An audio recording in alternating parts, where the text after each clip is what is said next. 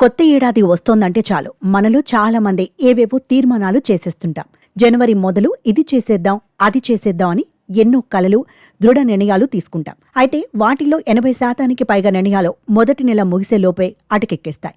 అలాంటి వాటిల్లో డబ్బులు ఆదా చేయాలనేది కూడా ప్రధానంగా ఉంటుంది. కానీ ఖర్చు చేసే విషయంలో మాత్రం వెనక్కి తగ్గం. అలా అదనపు ఆదాయం, ఖర్చుల నియంత్రణలో క్రమశిక్షణ పాటించకపోతే ఇబ్బందులు తప్పవు.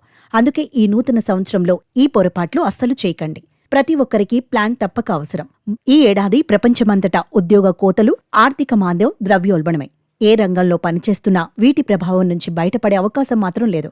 అందుకే వచ్చే ఏడాది ఆరంభంలో మనం చేసే కొద్దిపాటి ప్లానింగ్ మనల్ని, మన కుటుంబ సభ్యుల్ని కాస్త నిబ్బరంగా ఉంచుతుంది. చక్కని ఆర్థిక ప్రణాళికతో రాబోయే సమస్యల్ని సులభంగా అధిగమించవచ్చు. ఎప్పుడు ఏం జరుగుతుందో తెలియని దుస్థితిలో ఇప్పుడు మానవ జాతి పడిందంటే ఎంతమాత్రం అతిశయోక్తి కాదు. ఆరోగ్యంగానే ఉన్నాం, ఏమవుతుందిలే అన్న ధీమా అస్సలు పనికిరాదు. కరోనా దెబ్బకు ఎంతో మంది మంచం పట్టారు. అందుకే ఆరోగ్య బీమాలు తప్పనిసరి. ముఖ్యంగా ఫ్యామిలీ ఫ్లోటర్ హెల్త్ ఇన్సూరెన్స్ పాలసీని కనీసం 10 లక్షలకైనా తీసుకోవాలి.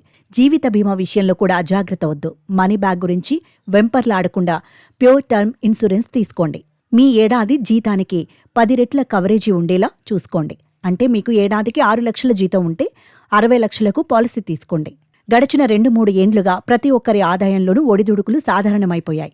వ్యయ నియంత్రణలో భాగంగా సంస్థలు ఉద్యోగులను తొలగిస్తుండగా మార్కెట్లో నెలకొన్న అనిశ్చితితో వ్యాపారాలు మందగించిన పరిస్థితి.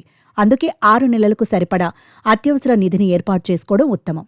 నెల నెల ఇంత మొత్తం ఖచ్చితంగా ఉండి తీరాల్సిందే అని అనుకునేంత నగదునైనా సరే పక్కన ఉంచుకోండి. దీనివల్ల ఆకస్మిక ఆర్థిక సమస్యల నుంచి గట్టెక్కుతాం. ఆర్థిక క్రమశిక్షణ అందరికీ తప్పనిసరి. అదుపు తప్పిన ఖర్చులు పతనానికే దారితీస్తాయి. మితిమీరిన రుణాలు మిమ్మల్ని అప్పుల ఊబిలోకి దింపడమే కాక మీ రుణ చరిత్రను మసగబారుస్తాయి. ముఖ్యంగా క్రెడిట్ స్కోర్ రిస్క్లో పడుతుంది. అయితే అప్పుల బాధ, క్రెడిట్ కార్డ్స్ డిఫాల్ట్స్, ఈఎంఐ బౌన్సులు లేకపోతే క్రెడిట్ స్కోర్ సురక్షితమే. కానీ ఈ స్కోర్ పడిపోతూ వస్తోందంటే మీలో ఆర్థిక క్రమశిక్షణ కట్టుతప్పుతోందని అర్థం. అందుకే కనీసం మన క్రెడిట్ స్కోర్ 800 కంటే పైనే ఉండేలా చూసుకోవాలి. ఎంత ఎక్కువగా ఈ స్కోర్ ఉంటే అంత ఈజీగా తక్కువ వడ్డీ రేట్లకే మనకు రుణాలు లభిస్తాయని అర్థం.